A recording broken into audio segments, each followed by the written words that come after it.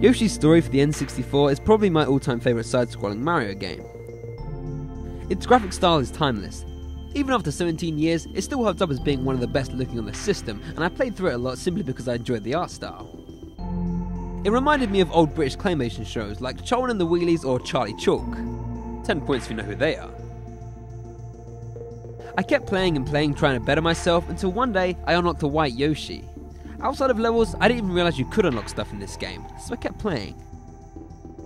A couple of hours later, I found myself unlocking a black Yoshi too, and this got me thinking. If there was a white and a black Yoshi to unlock, could there be more?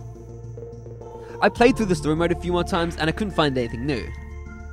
Just as I was about to give up, I started the story mode once more, only to find something that had been there this whole time.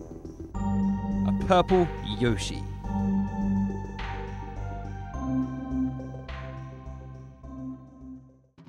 From then on, I devoted my life to unlocking the purple Yoshi.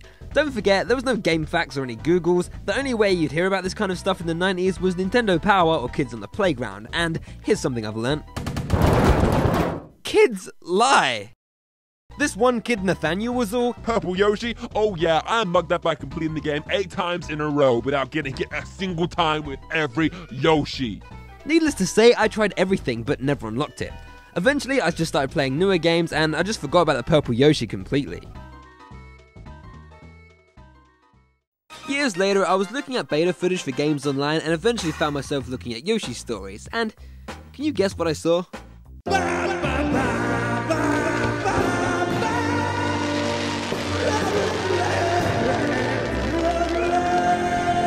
After a quick Google search, I saw that a couple of sites had proposed ways of unlocking the purple Yoshi. I tried them all and you know what I got? An aneurysm. I got an aneurysm. I had been fooled, tricked, duped, whatever you want to call it. As far as I could tell, there was no way to unlock more Yoshis. Game over. I quit. But wait, if there was a purple Yoshi at one point, what happened to it? Why would a simple palace swap be removed? I didn't know, but I was going to find out, and so begun the quest to find out what happened to the purple Yoshi. Catchy. I know. Looking back at the beta footage, I also saw a brown Yoshi. It was most likely removed because it looked too similar to the red Yoshi, so at first I thought maybe the purple Yoshi was removed because it looked too similar to the dark blue one. But then I remembered something. At the back of Nintendo Power there was always a page dedicated to official merchandise, one of them being plushies. Banjo-Kazooie ones, Mario Party ones, and even Yoshi's Story, and they had the whole cast. Red Yoshi, yellow Yoshi, pink, green, black, white, light blue, dark blue, and even purple? Would Nintendo really design and release plushies of Yoshi just to take one away? It didn't seem very likely, but I still had no definitive answer for its removal. Sometime after, whilst travelling Europe, I came across a festival called Holy Week. People were dressed in these purple robes, and I was told the significance was that the colour purple stood for faith, passion and mourning. So I thought to myself, if the colour purple meant something in Europe, then maybe it meant something in Japan too. And I was right, it did mean something. Death. But then, am I saying that a purple Yoshi was removed out of fear that its colour scheme signified death? That's crazy talk, right? But then, is it just a coincidence that a three-headed dragon that was also removed was also purple? In the final game, it was reworked into a skeleton, which you could argue symbolises death even more. But then I looked at the significance of specifically purple dragons. I found that a purple or violet dragon can mean grief, and get this, religious devotion. And this is kind of interesting, because around the same time Nintendo also had some religious problems with Ocarina of Time's Fire Temple music.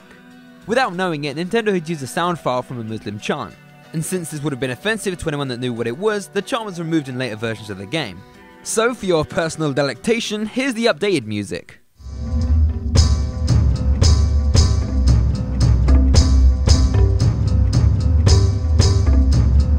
And here is the original.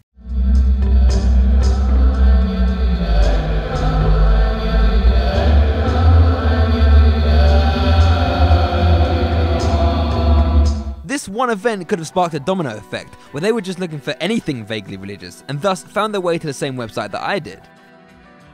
I know that all sounds kind of crazy, but hold on. Don't forget how different Japan and America are. They probably had little to no idea of our customs, even more so back in 1998. So you might think it's an overreaction, but if they found a website saying that purple dragons could be offensive, then why wouldn't they just remove it? Anyway, the purple Yoshi has made appearances since then in games like Super Mario Sunshine and even Super Smash Bros. U. So what happened to it in Yoshi's story is still a mystery. But I think it's better kept that way. After all, that's what makes it so intriguing.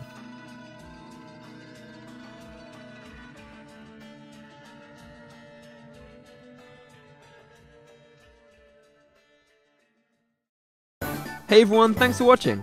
If you want to support the show, then like and favorite this video. I like that, that's my favorite. I also like it when you subscribe. If you want to ask me a question or you just want to talk, then follow me on Twitter and Facebook at twitter.com/SuperGameEskimo and facebook.com/SuperGameEskimo. Until then, I'll see you next time.